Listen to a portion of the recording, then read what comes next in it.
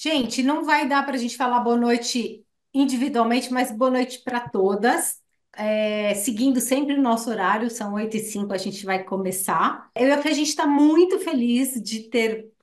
É sempre assim, vou usar isso, né? A gente bola as coisas, a gente tá sempre pilhada, a gente está sempre pensando em coisas para dividir, coisas que entre eu e ela dá certo, a gente fala, vamos fazer? Vamos contar? Né? E aí eu acho que já a gente acaba entrando já contar um pouquinho da nossa história, porque tem gente nova. Então, eu sou psicopedagoga, eu tenho mais de 30 anos de experiência em psicopedagogia clínica. Também faço uma psicopedagogia empresarial, mas o que eu faço com a Fê é a clínica mesmo, e é nesse lugar que eu tô. Eu e a Fê, a gente se conheceu no Nani. Desde lá, a gente trabalhou junto pouco tempo lá juntas, mas a gente acha que foram anos, porque a gente fez logo uma conexão. E desde lá, a gente sempre tem feito coisas juntas. Começou meio tímido e agora a gente foi se complementando. É sempre um prazer estar com a Fê, tanto socialmente quanto profissionalmente. E aí a gente foi fazendo e surgiu a Comunicar e Aprender. Por conta disso, da gente estar sempre junta e bolando coisas e pensando coisas e querendo dividir as coisas e aprender conforme a gente divide também. E a Fê vai se apresentar e depois a gente continua. Sou fonoaudióloga, não fiz psicopedagogia, mas nunca dei aula para outra turma que não fosse psicopedagogia, sempre trabalhando com as psicopedagogas. E aí é isso que a Val falou, né? Tenho um pouquinho menos de 30, eu tenho uns 25 de clínica já. Mas eu falo que sou uma fono fajuta, porque eu não atendo mais um monte de coisas de fono, né? Agora meu interesse é a aprendizagem e o processamento auditivo, porque as coisas estão muito ligadas. E seguimos tendo muitas ideias e conversando. Eu acho que o mais legal na nossa parceria e que a gente tem conseguido trazer para o grupo com sucesso é sempre o nosso diálogo, né? A gente está sempre conversando, trocando experiências, pensando, uma aposta na ideia da outra, e aí a gente agora ampliou e compartilha as ideias e as descobertas com vocês também. Então, vamos seguir.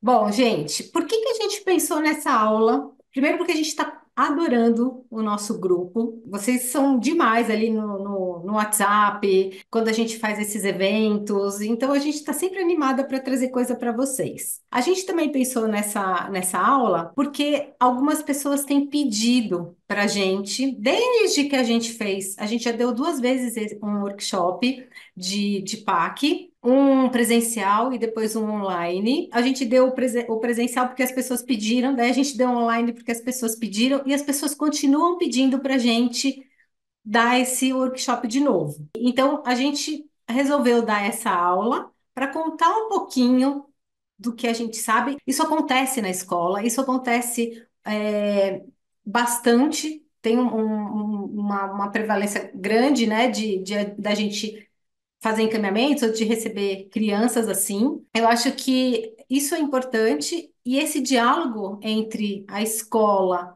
e o profissional também é muito importante, tanto para trazer dados como para ajudar no trabalho. E eu acho que o que fez a gente pensar neste curso, nesse workshop que a gente deu, foi porque eu nem agora a Fê vai me matar, porque eu nunca tinha falado isso para ela. Eu achava o PAC meio uma furada.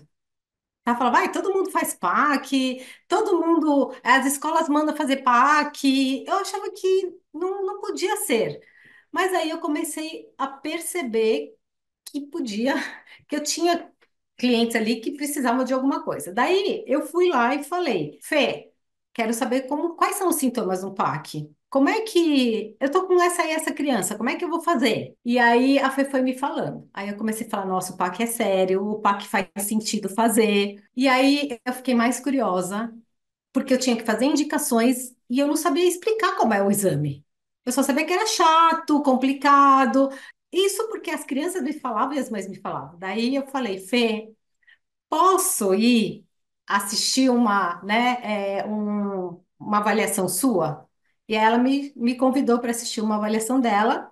E aí eu achei o máximo. Eu falei, nossa, depois disso, né? Depois de eu entender o que é PAC, saber quais eram os sintomas que uma criança apresenta para o PAC, para ir para uma avaliação de PAC.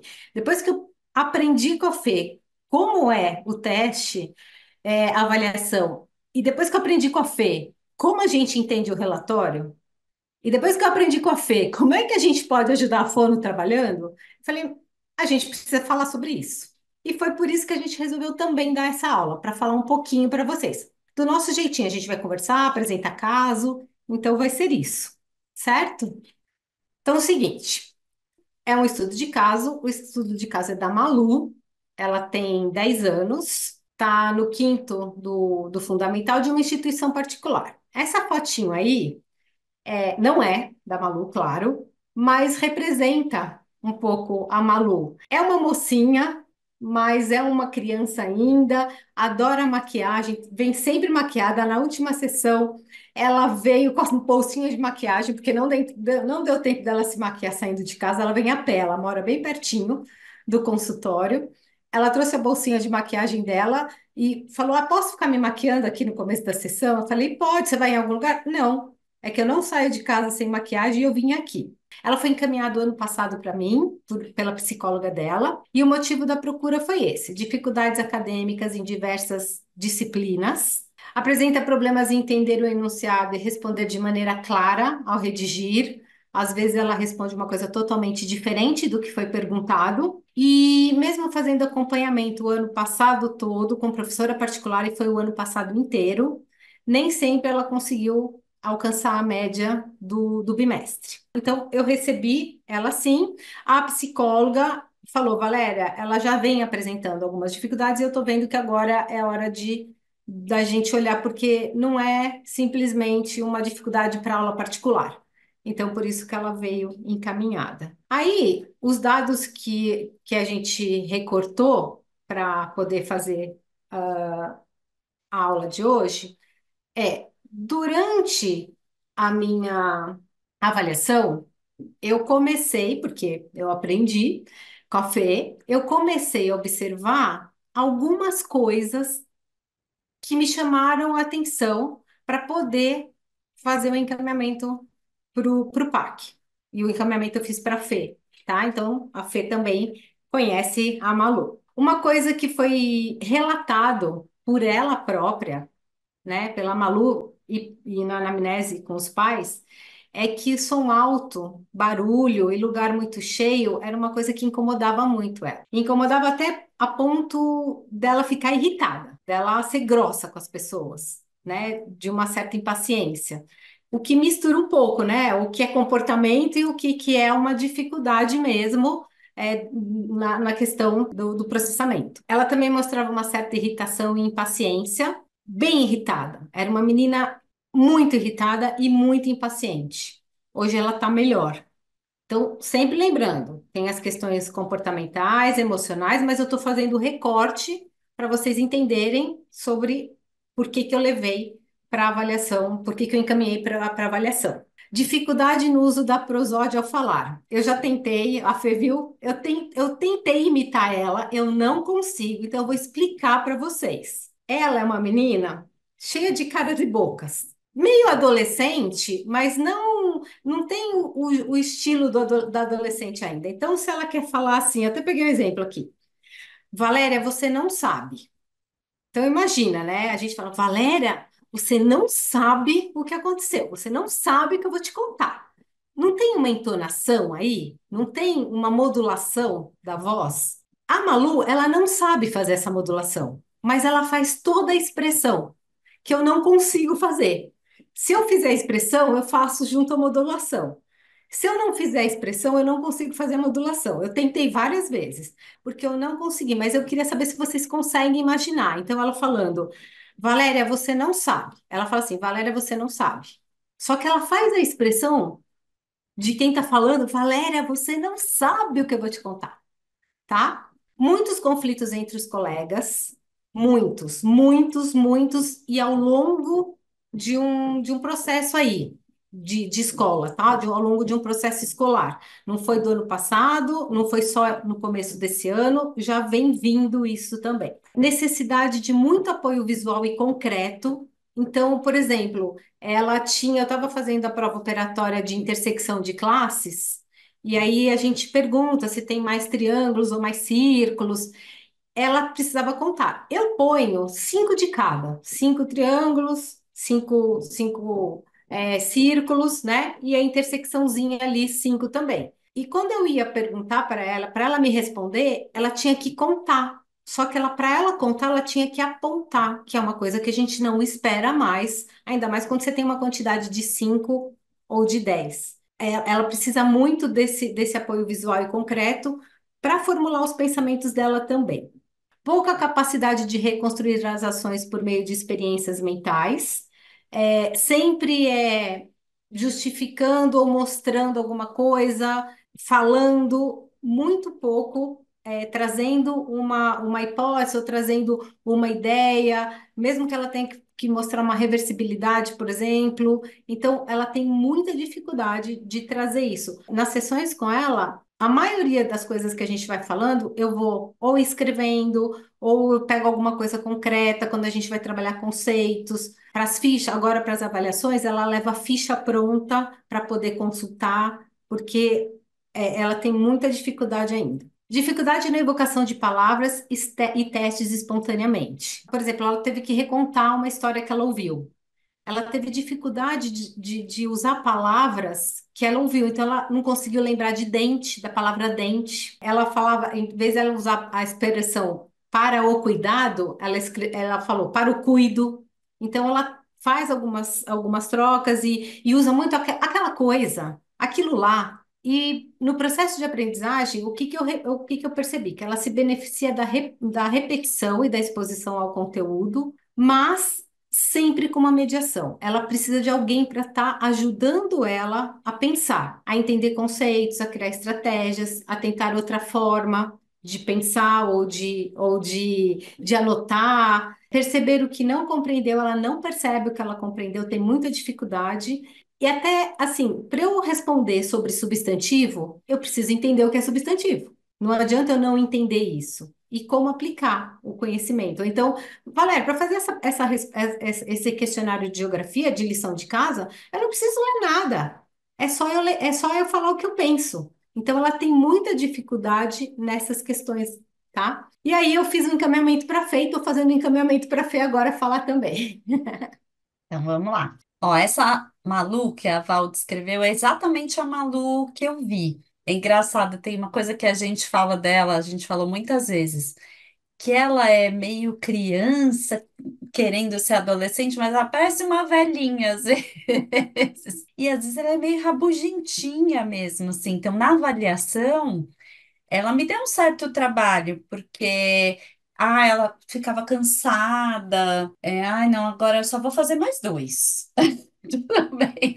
Então, demandou uma negociação, mas foi uma avaliação relativamente tranquila, assim, nos aspectos mais ligados ao processamento, e a gente fez até umas outras coisas que não vão caber aqui, mas que foram interessantes para a gente ter uma visão mais ampla da Malu. O que que eu fiz? Eu separei aqui duas tabelas, vocês vão ver que tem a continuação, com os testes alterados. Normalmente, para uma criança da idade da Malu, dá para a gente fazer uns 10 testes. Dá para fazer bastante coisa. É legal fazer em duas sessões, porque assim a gente não cansa a criança muito, né? E faz uma avaliação só corrida. No caso da Malu, a gente fez realmente em duas sessões, mas pode ser feito em uma. E aí, na hora de realizar a avaliação, eu vou alternando testes que têm uma demanda de atenção maior, com testes que são mais simples. Então, não necessariamente estão nesse formato, nessa ordem que vocês estão vendo aqui. E tem alguns outros que não estão colocados porque deram dentro da normalidade. Por exemplo, a gente faz alguns testes que a gente não usa a cabine, só de memória de sílabas, memória de instrumentos, sequência de instrumentos musicais, localização da fonte sonora. Então, ela fecha os olhos, eu ponho uma venda, e aí ela tem que localizar se eu fiz o som de um lado, do outro, na frente, atrás e tal. Então, ela teve, alguns testes dentro da normalidade. Aí, vamos lá, começar com as alterações. Ó, na nossa tabelinha, então, tem o nome do teste. Isso aqui já é pensando naqueles relatórios que vocês recebem, né? Assim vocês vão reconhecendo, vão se familiarizando com os nomes dos testes, o resultado da Malu e quais são as habilidades que estão alteradas e o que que isso significa. Eu acho que esse é o grande mistério, né? E é onde eu consigo ajudar. Mais para frente eu vou contar para vocês que a Val ficou falando como eu ajudei e tal, mas eu também queria muito que vocês soubessem o quanto, para mim, eu não posso falar por todas as formas, tá? Mas para mim, o quanto é importante conversar com o profissional que encaminha. Porque pensa que eu vejo essa criança duas vezes no máximo, na maioria das vezes, e vocês que encaminham conhecem há um tempo maior, né? Tem outro olhar, observam várias situações. Então, é bem bacana quando eu troco experiências com as pessoas que encaminham também. O SSI é um teste que a gente chama de monoaural. Mono, um, aural, orelha. Então, qual é a grande diferença dele em relação aos demais que vocês vão ver? Eu testo primeiro a orelha direita e depois a orelha esquerda. Os que estão logo abaixo, padrão de frequência e o RGDT, a gente faz as duas orelhas ao mesmo tempo com a mesma informação. No SSI, não. Então, na orelha direita, ela escutou um cara contando uma história muito chata mesmo. Eu sou uma amante de história, disciplina, mas ele é muito chato. E, ao mesmo tempo, ele fala frases sem sentido para ela localizar num cartaz. Então, vamos ver quantas coisas. Figura fundo, eu tenho aí, é a habilidade auditiva que a gente está avaliando. O que que é a figura fundo? Eu tenho dois estímulos de fala simultâneos, mas eu tenho que ignorar um e concentrar só no outro. Só que nesse teste, além da figura fundo, eu preciso que ela faça uma associação aos estímulos visuais, perdão, aos estímulos visuais. Então, ela escuta a frase, ela vai lá para o cartaz, localiza a frase e tem que me falar, foi essa aqui. Ou ela aponta, ou ela me fala um número. A gente só faz esse para os mais velhos, porque implica leitura. Então, se ela, mesmo com essa idade, se a Val me dissesse, Fê, a leitura dela é muito ruim, eu não ia aplicar um teste que tem leitura de frases. Vocês estão vendo como é importante a gente trocar as figurinhas? Porque eu já recebi essa informação, eu não tive que testar lá no consultório, ver se, não lê, não sei o que lá. Se ela tivesse muita dificuldade de leitura, eu não ia submeter ela a ler as frases para mim, tudo silabado, não consegue decodificar nada. Então, essa nossa conversa começa antes da avaliação e ela se estende até o final. E para esse teste foi super importante. Então, o que que eu vi aqui? Que mesmo quando eu dou para ela informação auditiva de um lado, informação auditiva do outro, tem uma alteração. Então, tem um teste monoaural aí alterado. Depois a gente tem dois seguidos que são testes não verbais. No SSI tinham pessoas falando, teste verbal. Padrão de frequência e o RGDT tem só apitinho, tem tons, para ser chique. Então a gente vai escutar no padrão de frequência uma sequência. Pi, pi, ó. O que eu preciso que ela faça aí? Eu preciso primeiro que ela discrimine um som do outro. Nesse caso, a diferença entre eles é o grave e o agudo. Pi, fininho, agudo, ó, o grave, grosso. Ai, Fernanda, que inutilidade. A gente não usa esses apitos na vida. Pois é, a gente usa sim. Por exemplo, para a gente saber se é F ou V, eu tenho que saber qual é o fino e qual é o grosso, ó. A única diferença entre o F e o V, os fonemas f e v, é que um é mais agudinho e o outro é mais grave. O f não tem vibração de prega vocal, agudo. V, mais grave, mais grossinho, V. Então, isso é o primeiro ponto aí, eu vejo discriminação. Mas, Na verdade, a coisa mais importante desse teste é o processamento temporal. Então, o que que eu preciso? Que além de discriminar, ela perceba a ordem desses sons no tempo. Acho que vocês conseguem fazer a relação com a escrita, né? A gente fala uma sequência de fonemas, mas a gente tem que pôr no papel essa mesma sequência de fonemas. Para fala também, poderia falar mil coisas aqui, mas estou pensando no nosso departamento aqui, aprendizagem. Então, perceber essa mudança, essa sequência de sons no tempo é processamento temporal. E a Malu teve dificuldade. O RGDT também é um teste que é de processamento temporal, mas ele vai avaliar para a gente uma outra habilidade, que é a percepção de intervalos de silêncio.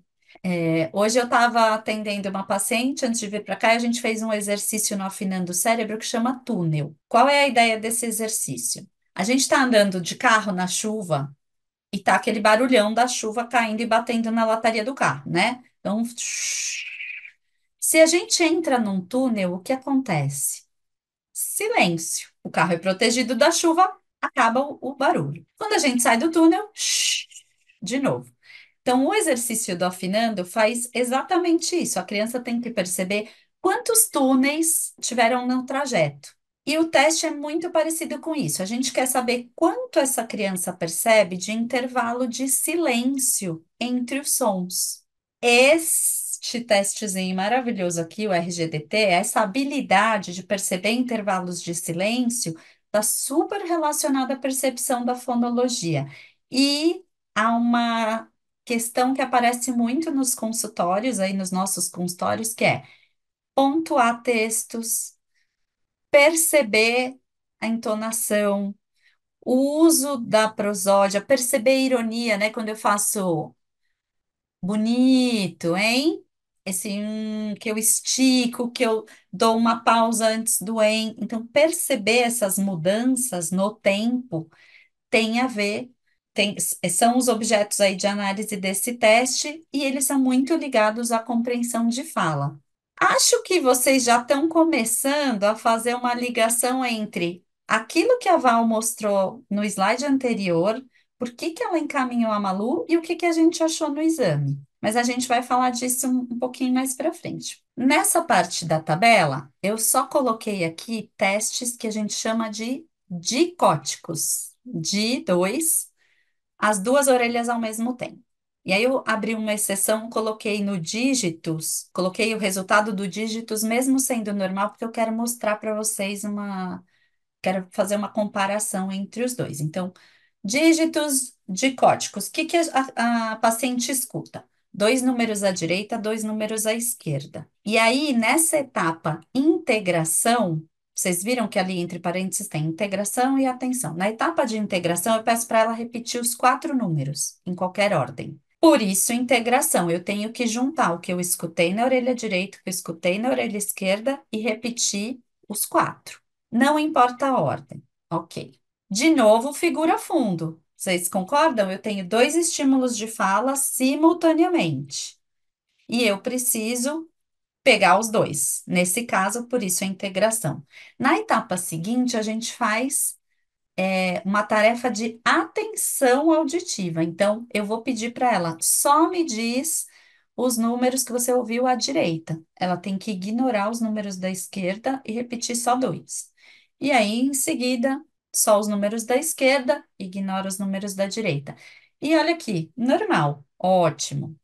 O que que me diz esse resultado? Para os números, as duas orelhas ao mesmo tempo, aqui, tranquilo, ela teve uma boa habilidade de figura fundo.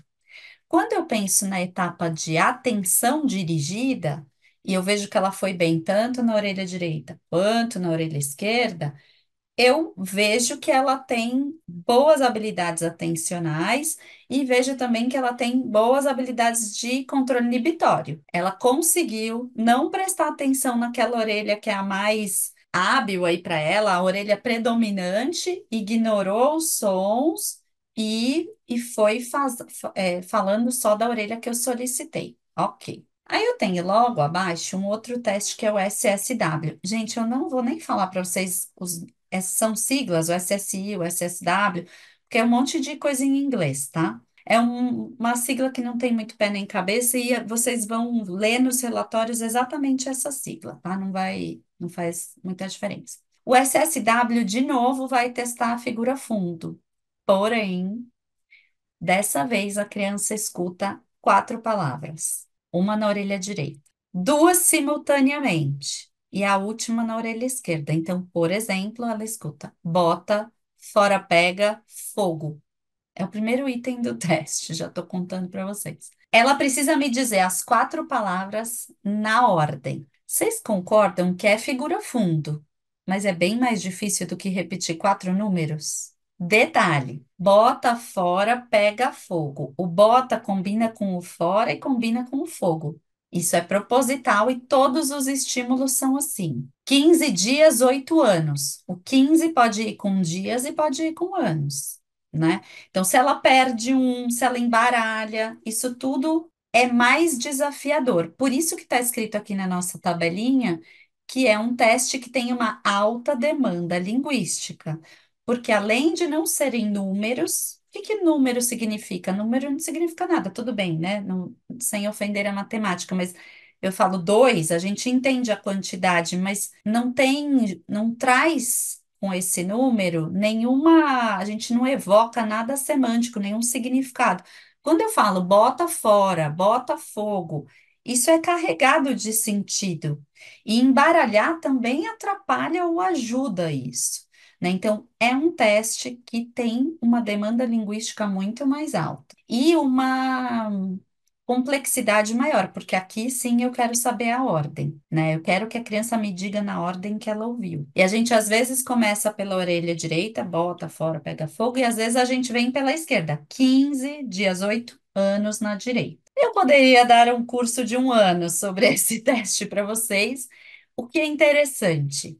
Várias colegas não têm aplicado mais. É um teste que sofre bastante crítica, porque como ele tem uma demanda linguística muito alta, tem gente que considera que ele não é um teste puro de avaliação de processamento auditivo. Ele tem outros aspectos embutidos, como a memória, a linguagem e tal. Mas eu particularmente adoro, porque eu acho que ele dá várias informações. A gente faz uma análise quantitativa, mas a gente também faz uma análise qualitativa dos resultados. E aí, olha lá, para dígitos, ok, a Malu deu conta. Conseguiu usar a habilidade figura fundo e trabalhar com as informações que vinham pelas duas orelhas. Quando eu aumento um pouquinho a complexidade, já pane no sistema, né? Não foi tão fácil assim para ela. E aí tem mais um teste dicótico, então dois estímulos simultâneos na mesma orelha, só que agora a gente vai ter sílabas. Ih, Fernanda, mas espera aí, você foi do número para a palavra e agora você vai para a sílaba? A sílaba é mais fácil que a palavra. Sim e não. Sim, porque o estímulo é menor, mas ela escuta sim, pá, fá, tudo ao mesmo tempo. Quando escuto, eu tenho a impressão que a pessoa faz assim, rá.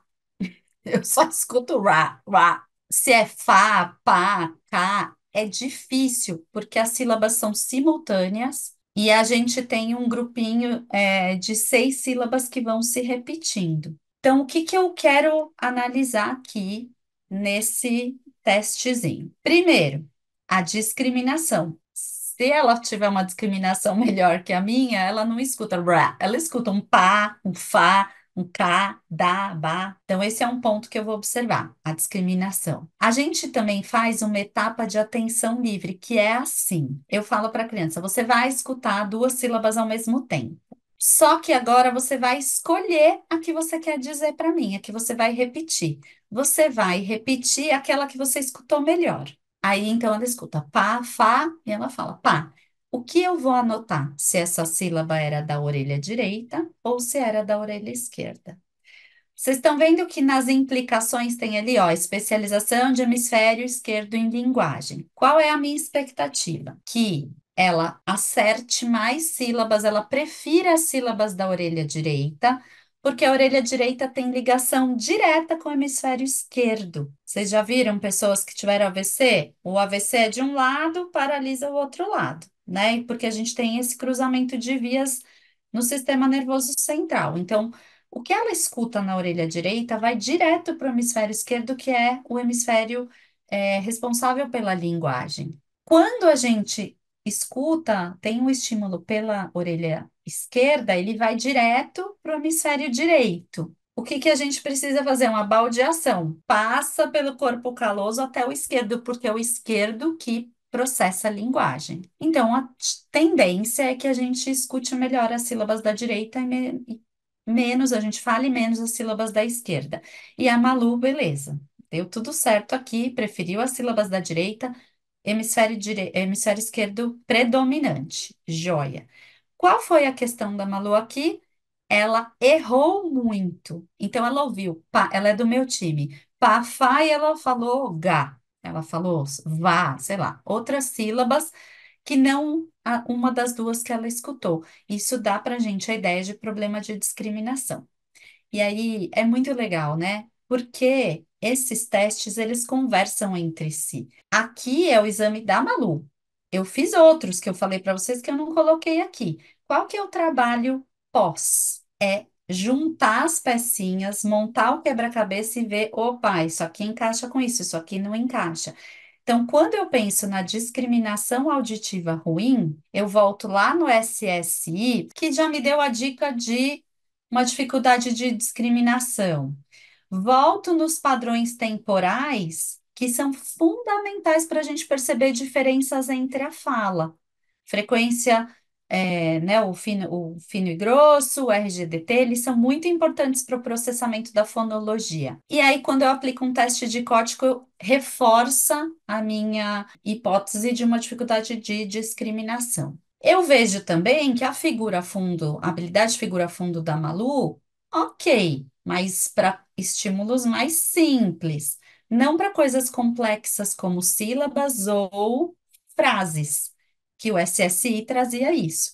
Frases. Por que que são frases sem sentido? Porque a gente quer que o paciente preste atenção ao estímulo verbal e não ao significado. Então, se eu fizer uma frase tipo, sei lá, o elefante é grande, aí na outra tem o gato é peludo.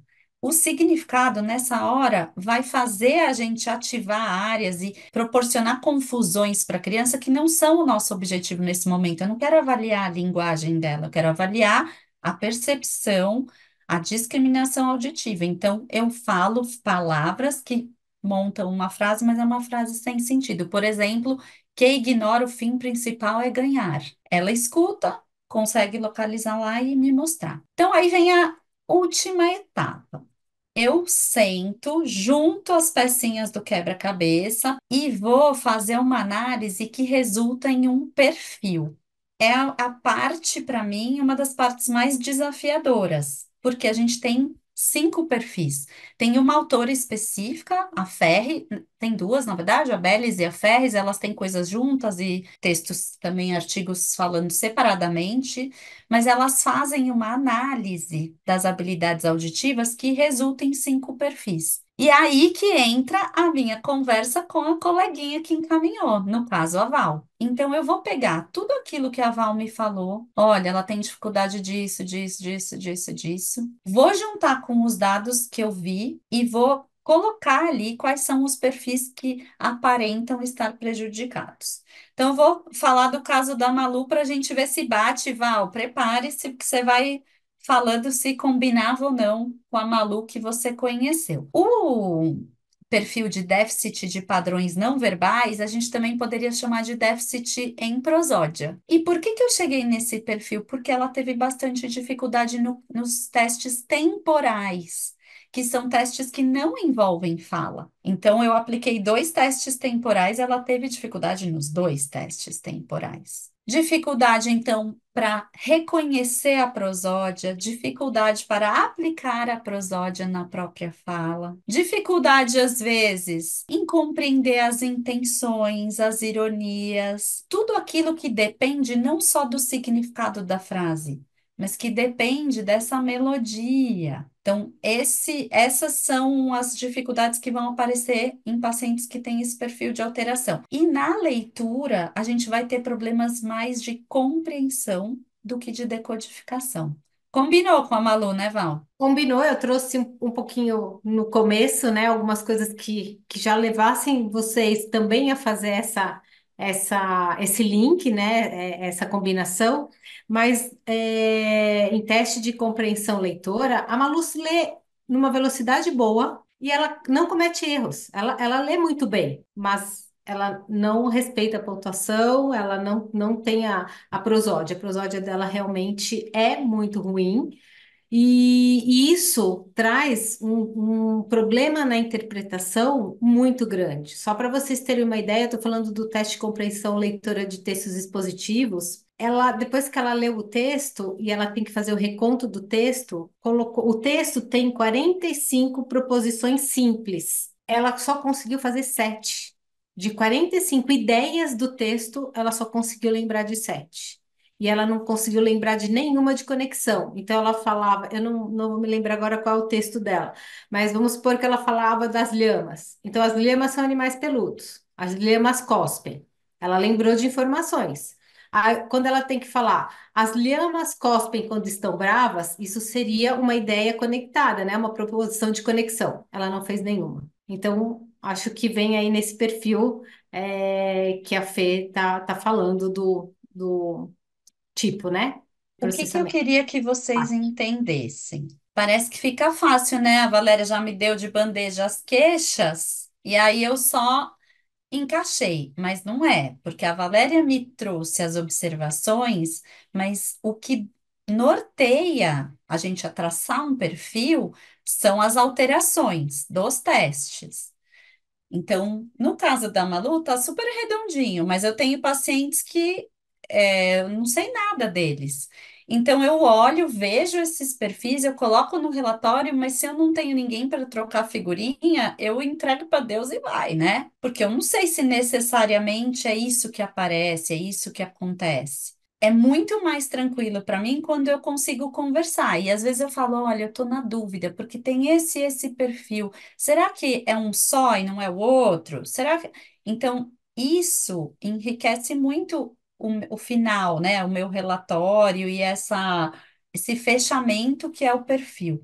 Eu eu gosto acho, muito de colocar o perfil. Fala, Val.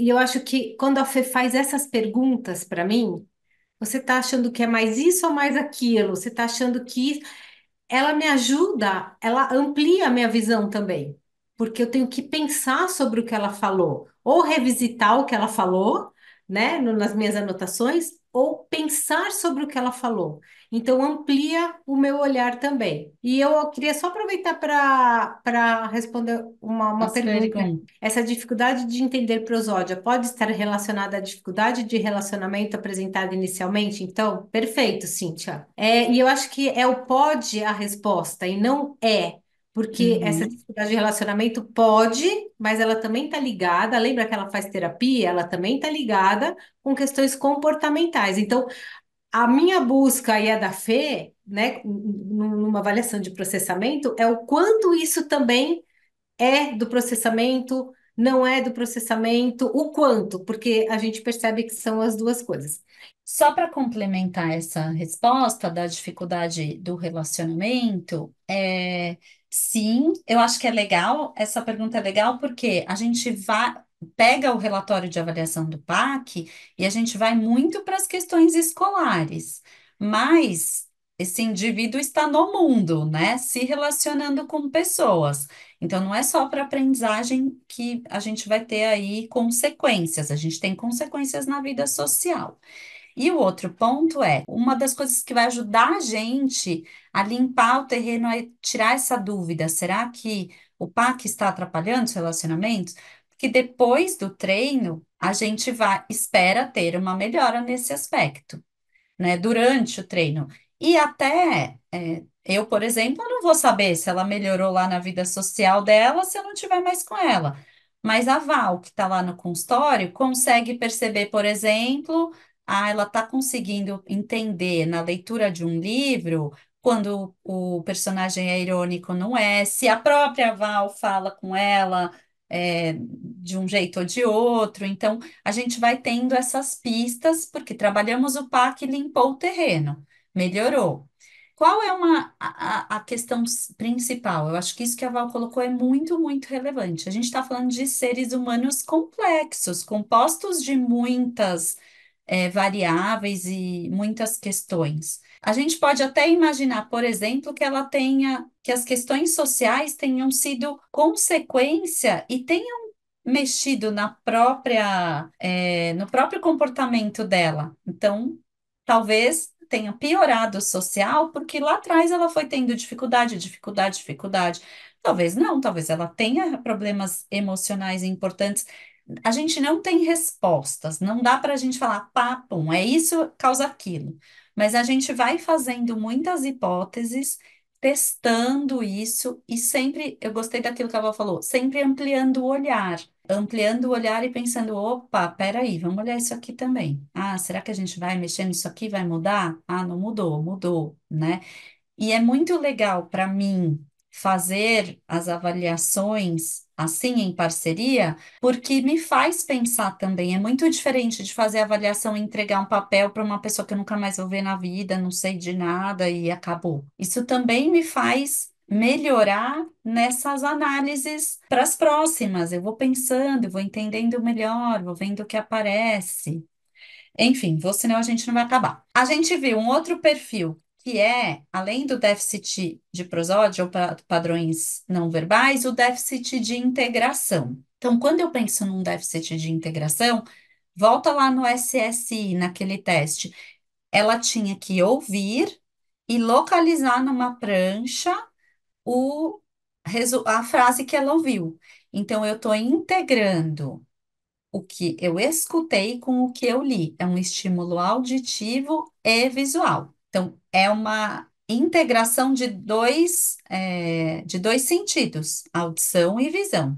Além disso, ó, os pacientes que têm o perfil de déficit de integração têm dificuldades fônicas ou fonológicas, né? São crianças que ficam muito cansadas porque têm que ficar tentando decifrar as mensagens que elas escutam e que nem sempre tem sentido completo, né? Então é cansativo apresentar um transtorno de processamento, especialmente o déficit de integração. E uma coisa que agora eu nem lembrava, nem não, acho que eu não sabia, não lembrava disso do texto da avaliação da compreensão leitora, ó, uma das coisas que eu escrevi. Elas têm dificuldade para perceber o todo. Sabe aquela criança que assiste um filme e quando acaba o filme você fala, ai, e aí, o que você achou da história? Ela fala, ai, tinha uma borboleta que apareceu. A borboleta era tipo o coadjuvante do coadjuvante. Mas ela lembra, pegou a borboleta. Então, quando a Val traz a informação, ela lembra as informações do texto, ela lembra várias proposições, mas ela não relaciona, bate muito com isso aqui, a dificuldade de fazer, de ter uma visão ampla do todo. Para ter uma visão do todo, eu preciso relacionar. E aí a gente pensa nessa questão do todo e partes como a dificuldade dela de entender um conceito, aquela fala que ela me trouxe que eu achei tão estranha. Para eu fazer a lição de casa, eu não preciso ler nada, né? Porque não faz sentido aqueles pedacinhos ou aquela aula para aquilo que ela vai fazer naquele exercício. Então a gente vai vendo padrões. Eu não percebi isso no começo, quando ela me falou. Eu vou percebendo conforme eu vou trabalhando e conforme a Fê vai me trazendo essas falas e esses resultados, que é aí que eu digo de ampliar o olhar. No primeiro momento, eu não entendi o que ela quis dizer com aquilo, né? E aí você vai vendo que isso tem a ver com uma dificuldade do processamento. Ó, a Patrícia escreveu aqui. Eu tenho uma criança que começou a ser excluída do grupo, pois não entendia o que as amigas falavam. Isso faz muito sentido para mim, né? No processamento e até quando eu tinha questões de fala, mas isso vai ficando pior à medida que eles crescem. Porque a criança já é um pouco cruel, mas o adolescente, ele é cheio das expressões, né, que são particulares daquele grupo, da ironia, da malícia. E aí, se a criança não dá conta, o adolescente não dá conta, ele tá fora, não tá ali combinando com o grupinho. Então, faz muito sentido para mim algumas alterações de processamento. Olha lá, a Patrícia falou que ela tem 12 anos, encaminhou para o PAC, já tá ótimo. A gente já vai, não sei se você já tem o resultado, Paty, mas você já, a gente vai poder pensar depois até, né, sobre isso. Que tipo, que alterações apareceram? Será que elas combinam com essas queixas aí, né, os achados com a queixa inicial? Então, pessoal, Eu já era ia te falar do horário, tá? isso. Então era isso, ó. A nossa ideia era pegar um estudo de caso, porque nesse estudo, vocês viram, a gente foi falando sobre as habilidades, o que faz a gente encaminhar para avaliação do processamento ou não. Eu contei um pouquinho sobre como é a avaliação, e essa é a nossa ideia, né? Aqui a gente fez tudo bem pequenininho, mas nos workshops que a gente já fez, a coisa é bem maior. A gente fazia 6 horas, agora a gente vai fazer 8. E uma coisa que é muito legal, tem gente aqui que já fez o workshop. Se quiser, pode depois dar o testemunho, o depoimento. A gente traz para vocês trechinhos de atividades auditivas que não são exatamente o, o teste, para a gente não queimar aí, né? Não divulgar o teste, mas que são muito similares. Então, quem faz o workshop, escuta, tem a sensação e a gente vai falando de teste a teste, sabe? Obrigada, gente. A gente extrapolou, mas a gente promete que a gente vai começar a ser mais pontual de novo, Sim. tá bom? Gente, Obrigada. muito, muito obrigada. Boa noite e boas férias para quem a gente não Boas encontrar. férias.